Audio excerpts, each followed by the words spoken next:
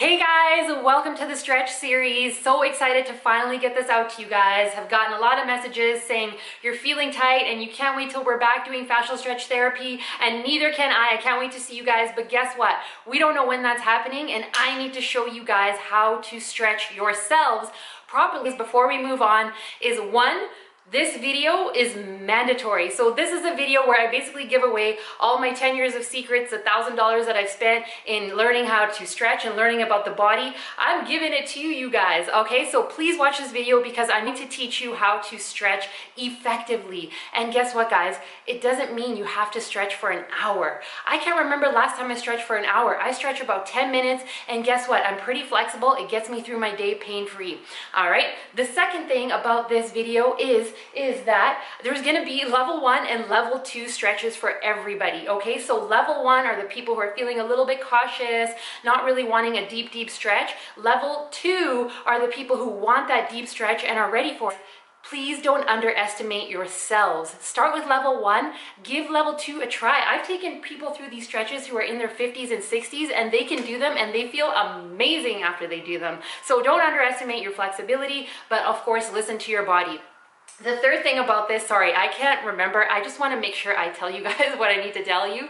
Okay, the third thing I really want to tell you is that not all stretches are going to look the same. So when you're watching this and your stretch doesn't look like mine, actually, that's a good thing. It shouldn't look like mine. My body is different from your guys's, my injuries, your injuries. Everybody's body is different. So adapt to your stretches. I think my mandate in life is to get people to tune into their own bodies and what feels good for you. It doesn't matter what it looks like.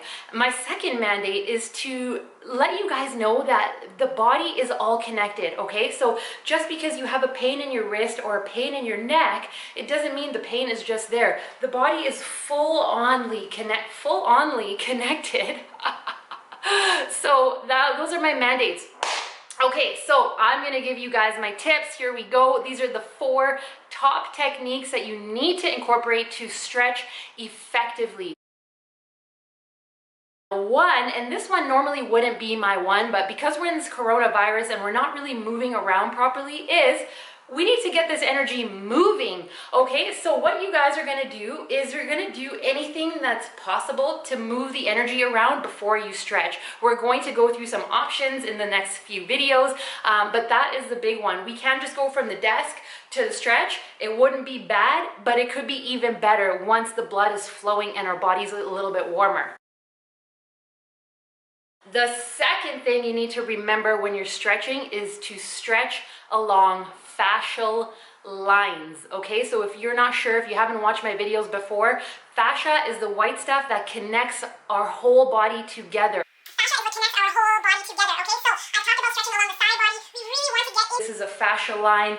The fascial line runs up the front of the body. There's another fascial line that runs up the back of the body, okay? There's a few different others, but I don't want to get too complicated.